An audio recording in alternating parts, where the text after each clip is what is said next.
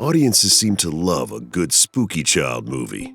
There's just something about a kid using the mask of innocence to hide their sadistic nature that keeps us coming back for more. The Bad Seed, The Omen, The Good Son. These psychological thrillers tell the twisted tales of murderous children who terrorize unsuspecting families in horrific ways. But as the saying goes, truth is often stranger than fiction. Today on Scream to Screen, we're going to open our homes to Orphan and the true story that inspired the movie. Before we do that, make sure you subscribe to Graveyard Shift and let us know in the comments which true-life horror stories you'd like us to cover in the future. Much like Joan of Arc, Klara Maurova believed she was destined to fulfill a mission from God. This belief would propel her into a story that is so deeply bizarre that it is almost the quintessential manifestation of the idiom, truth is stranger than fiction. Klara's life would be considered normal by any traditional metric. She was married and had 2 sons, Andrei and Jacob. The family lived a seemingly happy life in the Czech Republic. However, just below the surface, a combination of untreated mental illness and an insidious cult would prove deadly. Despite her illness, Klara was said to be a good mother and was often seen playing with her 2 boys. She cared for them, tutored them, and loved them deeply. Initially, there were no signs of the horrific twists and turns that were lurking around the corner. Klara's behavior would vacillate widely. One day she was caring and nurturing, the next, vindictive and spiteful, with a definite cruel streak. Eventually, Klara's husband could no longer deal with her bizarre behavior and left her. After the breakup, Klara and her sons moved in with her sister, Katerina. The sisters became friendly with a 33-year-old woman named Barbara Skrylova, an award-winning classical composer. Barbara had a glandular disease that made her look much younger than she really was. In fact, people often mistook her for a child, and Barbara used this to her advantage. Prone to getting into trouble with the law, Barbara often posed as a minor to avoid criminal charges. In fact, before coming to the Czech Republic from Scandinavia, Barbara had posed and eventually became legally recognized as a 13-year-old girl named Annika. Shortly after the 3 women met one another, they were lured into joining a religious cult known as the Grail Movement, led by Barbara's father. The cult promised that their members could get into heaven by doing good deeds. However, they also believed that any crimes they committed would be absolved by their God. The 3 women took this as a license to do harm to whomever they wished, and subsequently unleashed a barrage of abuse on 8-year-old Andrei and 9-year-old Jacob. The 2 boys were locked in a cage in the basement. They were starved, tortured, beaten, and sexually assaulted. The sadistic trio even kept the caged boys under video surveillance via a live-feed baby monitor so they could revel in their suffering. But the baby monitor would be their undoing. In May of 2007, a neighbor purchased the same live-feed baby monitor, and the unit happened to intercept a graphic video from the women's basement. The neighbor called police, who arrived at the scene and rescued the boys. They also rescued a young girl who identified herself as the brothers' 13-year-old sister, Annika. The brothers and the young girl were sent to a children's home before it was finally uncovered that Annika was actually Barbara in disguise. Before police could arrest her, Barbara fled to Norway, where she took up a new identity as a 13-year-old boy named Adam. While in Oslo, she shaved her head and enrolled in school where teachers believed him to be extremely gifted. 8 months later, Barbara was eventually tracked down by police and brought in on abuse charges. Barbara claimed that she was innocent and that she had been tortured by the sisters too, but the court didn't buy her claims. Barbara Skrylova was sentenced to 5 years in prison and has since been paroled, free to roam the globe as whoever she wishes to be. Inspired by the story from Norway, Orphan is a 2009 psychological horror film directed by Jaume Collet-Serra and written by David Leslie Johnson from a story by Alex Mace.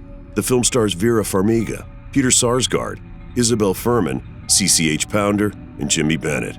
It centers around parents Kate and John Coleman, whose marriage is strained after the stillbirth of their 3rd child, Jessica. The couple decide to adopt a 9-year-old Russian girl, Esther, from the local orphanage. While their 5-year-old deaf daughter, Max, embraces Esther almost immediately, their 12-year-old son, Daniel, has some misgivings, and eventually other family members do too. Kate becomes suspicious of Esther when the young girl shows an adult understanding of sex.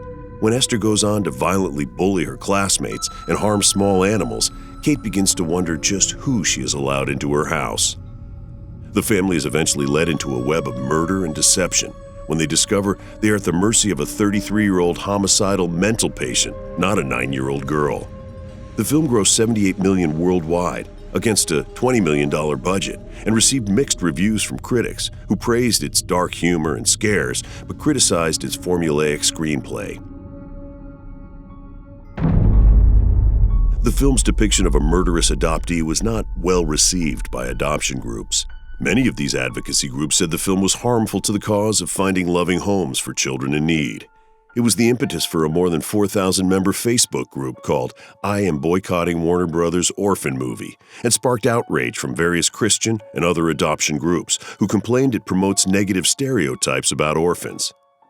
The controversy did prompt filmmakers to change a voiceover line in one of the early trailers from, "It must be difficult to love an adopted child as much as your own," to, "I don't think mommy likes me very much." Melissa Fay Green of the Daily Beast commented, quote, "The movie Orphan comes directly from this unexamined place in popular culture. Esther's shadowy past includes Eastern Europe. She appears normal and sweet, but quickly turns violent and cruel, especially toward her mother. These are cliches. This is the baggage with which we saddle abandoned, orphaned, or disabled children given a fresh start at family life," unquote. Filmmakers even added a pro-adoption public service message on the DVD release, advising viewers to consider adoption. In February 2020, development of a prequel film was announced, titled Esther, with William Brent Bell signed on to direct from a script by David Coggeshall. The project will be a joint venture between E1 and Dark Castle Entertainment. Alex Mace, Hal Sadoff, Ethan Irwin, and James Tomlinson will produce the film, with David Leslie Johnson as an executive producer. Production was set to begin summer 2020. In October 2020, Julia Stiles said she was about to start working on the film. In November, the title was changed to Orphan: First Kill, with Isabel Fuhrman returning to star in the film. The prequel, though, is not the only story to follow the original feature. Inspired by the film, another odd case cropped up, this time in Indiana. In 2010, in Indiana, Michael and Christine Barnett and their 3 children welcomed adopted 6-year-old Natalia into their home. The couple claims they were told the girl was from Ukraine and had a rare form of dwarfism. Michael Barnett says there were troubling signs not long after the adoption. She had an advanced vocabulary for a child, Mr. Barnett claimed, and there were signs that she had already begun menstruating. According to Mr. Barnett, things went from strange to dangerous, saying Natalia twice tried to kill his wife Christine, once by trying to shove her into an electrified fence, and another time by pouring cleaning fluid into Christine's coffee.